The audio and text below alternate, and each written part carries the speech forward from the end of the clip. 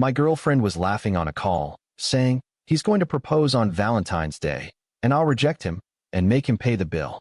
My breath stopped for a moment. Still, I showed up right on time. I sat across from her and placed a small note on the table. That night, her best friend kept calling me, trying to tell me something. I'm 28, work in software development, and until 3 weeks ago, I thought I had my life figured out. I'd been dating Natasha for 2 years. We met at a mutual friend's wedding, hit it off over terrible DJ choices and overpriced cocktails, and somehow turned that into something real.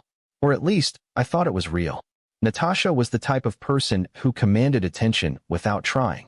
Sharp wit, dark hair always perfectly styled, and a confidence that could fill a room.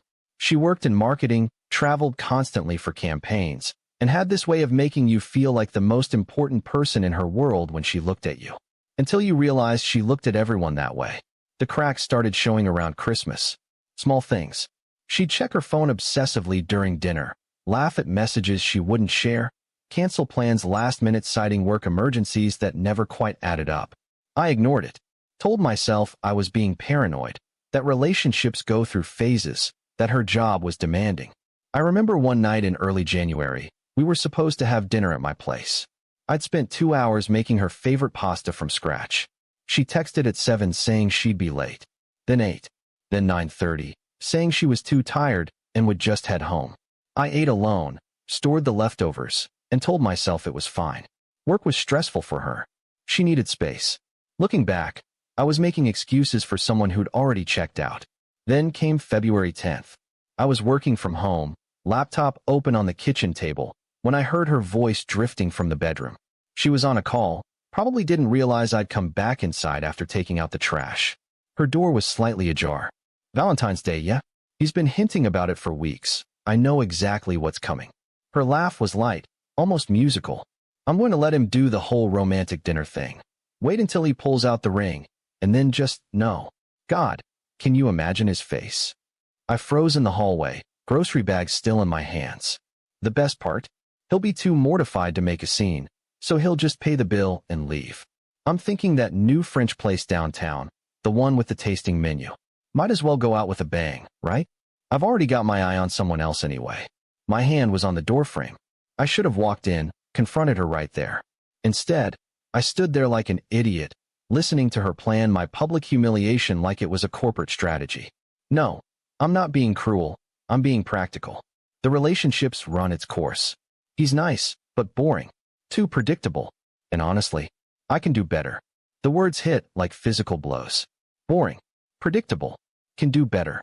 I backed away slowly, set the groceries on the counter as quietly as possible, grabbed my keys, and walked out. Drove around for 2 hours, parked by the lake, stared at nothing. My phone buzzed constantly. Natasha calling, probably wondering where I'd gone. I didn't answer. When I finally came home that night, she was asleep. I lay awake next to her, staring at the ceiling, replaying every word. Part of me wanted to wake her up and demand answers. Part of me wanted to pack my things and disappear. Instead, I did nothing. Just lay there in the dark, feeling like a stranger in my own relationship. That night, I barely slept. Part of me wanted to believe I'd misheard, misunderstood. But her words kept replaying. Wait until he pulls out the ring. She knew. She'd been expecting a proposal, planning to weaponize it. The thing is, I had been thinking about proposing. Not on Valentine's Day specifically, but soon. I'd looked at rings, imagined the moment, pictured a future. My mom had even offered me her mother's engagement ring, a simple gold band with a small diamond. I'd been carrying it around in my car for 2 weeks, waiting for the right moment. Now all I could see was her laughing with whoever was on that call, turning what should have been intimate into entertainment. By morning, I made a decision. I went to work like normal, came home like normal. Natasha was in the living room, scrolling through her phone, half watching some reality show. "Hey, where'd you disappear to yesterday?" she asked without looking up. "Just needed to clear my head. Work stuff. Listen, Valentine's Day. That new French place, Le Bernardin? I made a reservation. 8 o'clock. Wear the navy suit." I smiled. "Sounds perfect." She finally glanced up, something flickering across her face. Suspicion? Satisfaction? Hard to tell. "You okay? You seem off." "I'm great," I said. Really excited for Friday. The next few days were surreal. I went through the motions, kissed her goodbye when she left for work, texted her back with appropriate enthusiasm. She had no idea I knew. Part of me felt like I was losing my mind, pretending everything was fine while planning my own countermove. On Wednesday, she asked if I was nervous about Friday. Why would I be nervous? She smiled, this knowing little smile that made my stomach turn.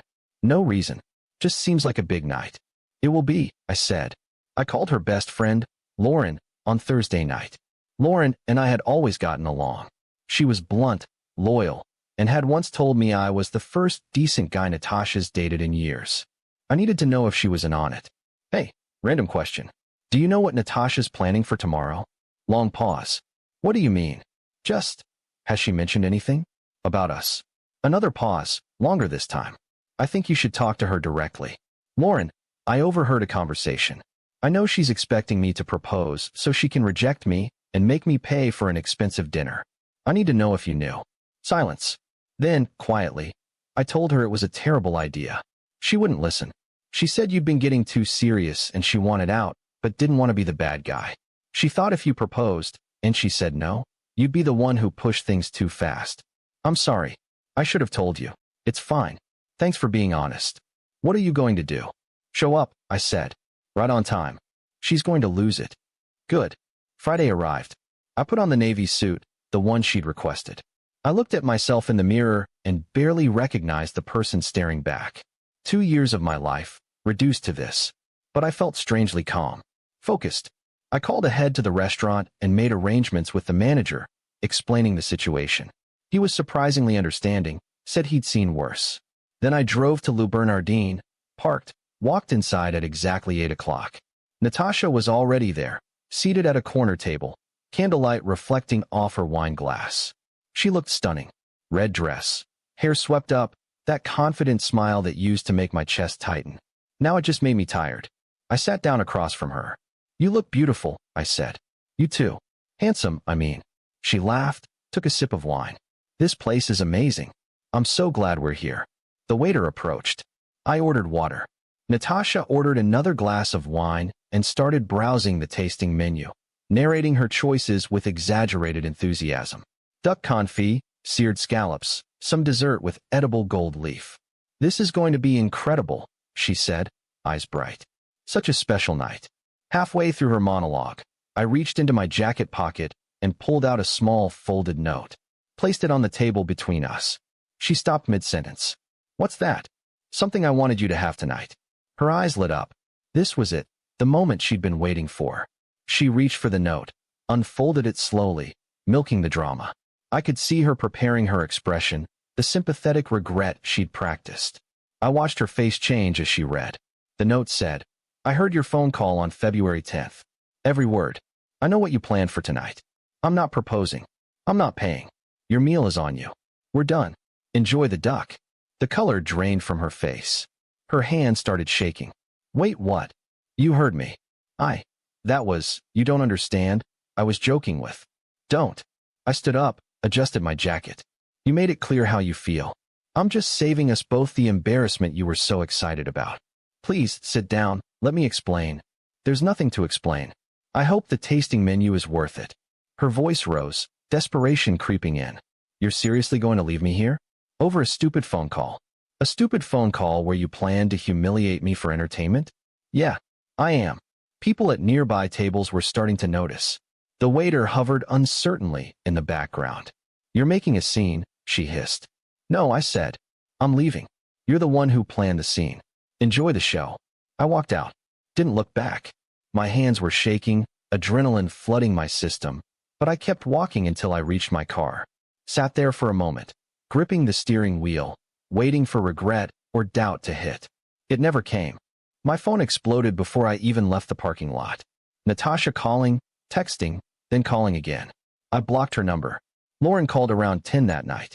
She's losing her mind, Lauren said. Called me crying, saying you humiliated her, that she didn't mean it, that she was just venting to a friend. She planned the whole thing, Lauren, down to making me pay the bill. I know. I'm not defending her. I just wanted to check on you. Are you okay? Honestly. Yeah, I think I am. Good. For what it's worth, you handled that better than most people would have. She's telling everyone you overreacted, but I'm setting people straight. A few of us saw this coming. Thanks, Lauren. She doesn't deserve you. She never did. I spent the rest of the weekend ignoring the flood of messages from mutual friends. Apparently, Natasha had spun a story about me, abandoning her at dinner over a misunderstanding. A few people bought it. Most didn't, especially after Lauren quietly set the record straight. Update 1. By Monday, Natasha showed up at my apartment. I watched through the peephole as she knocked, waited, knocked again. She looked different. No makeup, sweatpants, hair tied back. Vulnerable. Part of me almost opened the door. Eventually, she left a handwritten letter under the door. I read it once. It was half apology, half justification, entirely self-serving. She claimed she'd been testing me, that she wanted to see if I'd fight for her, that her friend had encouraged the whole thing as a joke. She said she loved me, that she'd made a mistake, that relationships are complicated and people say things they don't mean. None of it rang true. Not a single word addressed the fact that she'd already moved on, already had someone else lined up. I threw the letter away. A week later, I ran into one of her co-workers at a coffee shop. Amy, a woman I'd met a few times at company events. She pulled me aside, apologetic. I don't know if you know this, but Natasha's been seeing someone else since January. Guy from her yoga class, Trevor. Everyone at work knew except you. I'm sorry. I thought about saying something, but it felt like overstepping. That explained this someone else comment from the phone call. It also confirmed what I'd suspected. The rejection wasn't about me being boring or predictable. It was about her wanting an exit strategy that made her look like the victim. Thanks for telling me, I said. For what it's worth, we all thought you were great. She talked about you like you were. I don't know, convenient. It always felt off. Convenient. That word stuck with me for days. Update 2. 3 weeks after Valentine's Day, Lauren texted me. Thought you should know. Natasha and Trevor broke up. Apparently, he was already seeing someone else too. Karma's funny that way. She's been asking about you, wondering if you'd be willing to talk. I didn't respond. Lauren followed up an hour later. I told her you'd moved on. Hope that's okay. More than okay, I replied. A month later, I saw her at a grocery store. She was in the produce section, looking tired, hair in a messy bun, no makeup. She saw me, froze, then quickly turned away. I grabbed my apples and left. Part of me expected to feel something. Anger, satisfaction, maybe even pity. Instead, I felt nothing. She was just another person in a grocery store. Someone I used to know. I'm not going to pretend the whole thing didn't mess with me for a while. I questioned whether I'd overreacted, whether I should have given her a chance to explain in person. But every time I doubted myself, I remembered her voice on that call. The casual cruelty. The excitement about humiliating me. Some people don't deserve explanations. Some people deserve exactly the energy they put into the world. I'm doing better now. Started seeing a therapist, reconnected with friends I'd neglected during the relationship, even went on a couple dates. Nothing serious yet, but I'm not rushing. For the first time in years, I'm actually enjoying being alone. Learning who I am outside of someone else's expectations. My mom asked about the ring. I told her what happened. She didn't say much, just hugged me and said, "You'll find someone who deserves it." And every year on February 14th, I take myself out to dinner. Somewhere nice. Order exactly what I want. Pay my own bill. Last year, I went to a steakhouse. Got the ribeye, medium rare, with truffle fries. Had a glass of expensive scotch. Sat at the bar and talked to the bartender about nothing important. It's surprisingly freeing. This year, I'm thinking Italian. Maybe that pasta I made the night Natasha stood me up. But this time, I'll actually get to enjoy it.